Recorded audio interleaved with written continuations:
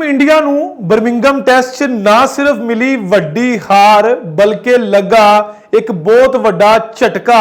India दी team world test championship दे विच पाकिस्तान तो पिछे आ गई।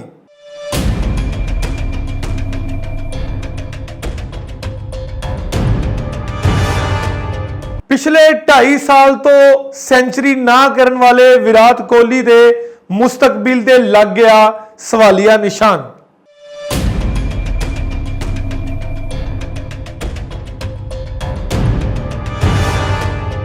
सत श्री अकाल, नमस्कार ते अस्सलाम वालेकुम। तुसी वेख रहे हो इंडोज टीवी आस्ट्रेलिया ते मैं तुहाडा मेज़बान नासिर अली। नाज़रीन, क्रिकेट अपडेट्स से गल करदियां होयां सब तो पहला असीं गल करांगे टीम इंडिया ते। टीम इंडिया जिहड़ी इंग्लैंड दे विच बर्मिंघम टेस्ट खेलन गई सी, पंजवां टेस्ट जिहड़ा होना सी इंग्लैंड ते इंडिया के दरमियान, उस टेस्ट तो 4 टेस्ट जिहड़े पहले खेडे गए सी पिछले साल दे विच, ते उस टेस्ट सीरीज़ दे विच इंडिया की जिहड़ी बरतरी सी वो 2-1 तो सी ते आखिरी टेस्ट सी।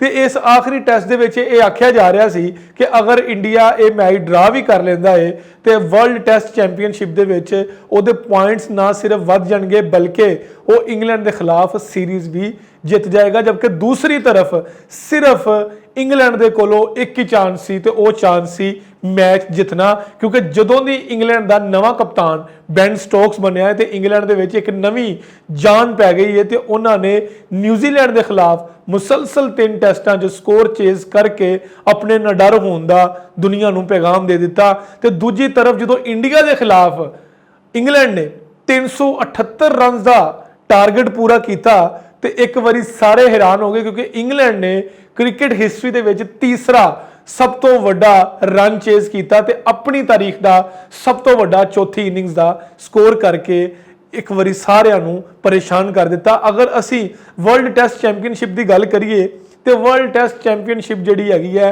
वो सिर्फ टेस्ट क्रिकेट नूं इंटरस्टिंग करने वास्ते बनाई गई है, जिहड़ी 2 साल के उत्ते मुहित हुंदी ने। इन्हां 2 सालों के विच ICC दीयां टेस्ट दीयां 9 टीमां आपस में खेडदियां ने तो उन्होंने बराबर के मैचेस ते बराबर के पॉइंट्स मिलते हैं। तो उन्होंने पॉइंट्स नूं लैके फिर 2 टीमां का फाइनल कराया जाता है। तो पिछले साल जो फाइनल च न्यूजीलैंड ते इंडिया पहुंची सी तो न्यूजीलैंड ने होम ऑफ क्रिकेट का ग्राउंड है लॉर्ड्स, ਉਹਦੇ ਵਿੱਚ इंडिया नूं हरा दिता सी। ते इस वेले क्या जा रहा सी कि इंडिया वर्ल्ड टेस्ट चैंपीयनशिप च फेवरेट होएगा, लेकिन इस टेस्ट तो बाद ना सिर्फ इंडिया वास्ते वर्ल्ड टेस्ट चैंपीयनशिप औखी हो गई है बल्कि फाइनल च पहुंचने के चांस भी बहुत ज़्यादा घट गए हैं। तो इंडिया नूं सब तो वड्डा अगर धचका या करंट लगा है वो ये लगा कि ICC टेस्ट चैंपीयनशिप जिहड़ी हो रही है ਉਹਦੇ ਵਿੱਚ इंडिया पाकिस्तान तो थले आ गया है। बिल्कुल मैं बिल्कुल सही कह रहा, क्योंकि इस वेले दे पॉइंट्स टेबल की अगर असीं नज़र मारिए तो पहले नंबर पर ऑस्ट्रेलिया है, दूसरे नंबर पर हैरानकुन तौर पर अपनी वो टीम साउथ अफ्रीका दूसरे नंबर पर लै आई है, जिस टीम के बारे आख्या जा रहा सी कि साउथ अफ्रीका की team Jacques Kallis, Graeme Smith, Herschelle Gibbs, de Villiers, du Plessis, Quinton de Kock, इन्हों तो बाद टीम फारग हो जाएगी। लेकिन साउथ अफ्रीका 5 मैच जित के इस वेले दूसरे नंबर पर पॉइंट्स टेबल ते ने, तीसरे नंबर पर पाकिस्तान है। तो इंडिया जिहड़ी हैगी है वो यह मैच हरन तो बाद ना सिर्फ इस मैच के पॉइंट्स घटे ने बल्कि इंडिया नूं ओवर रेट जिहड़ा होया है, यानी कि ओवरां जिहड़ियां हैगी सी टाइमली नहीं कीतियां बुमराह की कप्तानी दे विच इंडियन क्रिकेट टीम ने, तो उन्होंने ओवर रेट कट के ते इंडिया जिहड़ी हैगी है वो चौथे नंबर पर आ गई है। 2 पॉइंट्स कटन की वजह तो हॉट फेवरेट इंडिया जिहड़ी है वो इस time world test championship point table ते चौथे नंबर पर आ गई है। तो ये इस वेले बड़ी मुश्किल स्ट्रैटेजी बन गई इंडिया वास्ते, क्योंकि अगर उन्होंने फाइनल च पहुंचना हैगा उन्होंने तो ਉਹਦੇ वास्ते उन्होंने अगले 4 मैच है ਉਹਦੇ ਵਿੱਚ कम अज़ कम 3 मैच जितना लाजमी है। तो उन्होंने 4 मैचों 2 मैच थे उन्होंने बड़े आसान मिले ने इंडिया की टीम को, वो बांग्लादेश के नाल है जबकि 2 मैच ऑस्ट्रेलिया के नाल है। वेखना है कि इंडिया जिहड़ी हैगी है क्रिकेट टीम जिहड़ी है वो एक मैच जित पाती है या नहीं। असी अगली खबर वाल वधदे हैं कि ना सिर्फ इस टेस्ट हरन तो बाद इंडिया की पूरी क्रिकेट टीम के उपर क्रिकेट मुबसरीन वालों सोशल मीडिया के क्रिकेट सारफीन वालों तनकीद की जा रही है, बल्कि सब तो बहुत तनकीद की जा रही है विराट कोहली से। आख्या जा रहा है कि पिछले 2.5 साल तो सेंचुरी ना बनाने वाले विराट कोहली ਇਸ ਵੇਲੇ ਟੀਮ ਦੇ ਬੋਝ ਬਣੀ ਜਾ ਰਹੇ ਨੇ।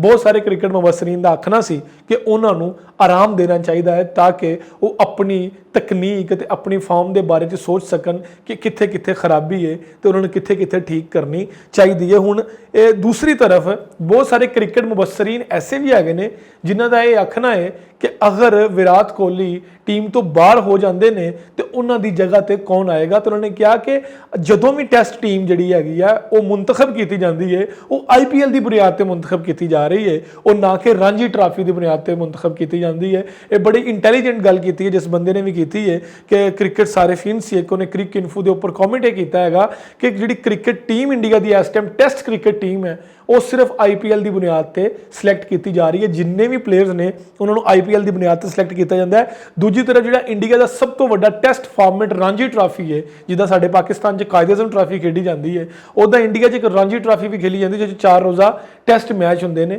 ਜਿਹਨਾਂ ਦੇ ਪਲੇਅਰਸ ਜਿਹੜੇ ਹੈਗੇ ਨੇ ਟੀਮ 'ਚ ਆਉਂਦੇ ਨੇ। ਤੇ ਉਹਨਾਂ ਨੇ ਕਿਹਾ ਕਿ ਇਸ ਟੀਮ ਦੇ ਵਿੱਚ ਰਾਂਝੀ ਟਰਾਫੀ ਦੀ ਬੁਨਿਆਦ ਤੇ ਕੋਈ ਵੀ ਪਲੇਅਰ ਨਹੀਂ ਆ ਰਿਹਾ, ਜਦਕਿ ਵਿਰਾਟ ਕੋਹਲੀ ਦੇ ਮੁਸਤਕਬਲ ਤੇ ਹੁਣ ਸਵਾਲੀਆ ਨਿਸ਼ਾਨ ਲੱਗ ਗਿਆ ਹੈ। ਅਗਰ ਉਹ ਆਪਣੀ ਫਾਰਮ 'ਚ ਵਾਪਸ ਨਹੀਂ ਆਉਂਦੇ ਤੇ ਇੰਡੀਅਨ ਕ੍ਰਿਕਟ ਬੋਰਡ ਦੇ ਉੱਪਰ ਇੰਡੀਆ ਦੇ ਫੈਨਸ ਵੱਲੋਂ ਬਹੁਤ ਜ਼ਿਆਦਾ ਪ੍ਰੈਸ਼ਰ ਵੱਧ ਜਾਏਗਾ। ਹੁਣ ਵੇਖਣਾ ਇਹ ਵੇ ਕਿ ਵਿਰਾਟ ਕੋਹਲੀ ਜਿਹੜੇ ਹੈਗੇ ਨੇ ਉਹ ਆਪਣੀ ਫਾਰਮ 'ਚ ਆਉਂਦੇ ਨੇ ਜਾਂ ਨਹੀਂ। ਕ੍ਰਿਕਟ ਅਪਡੇਟਸ ਤੋਂ ਫਿਲਹਾਲ ਇੰਨਾ ਹੀ। ਵੇਖਦੇ ਰਹੋ ਇੰਡੋਜ਼ TV ਆਸਟ੍ਰੇਲੀਆ।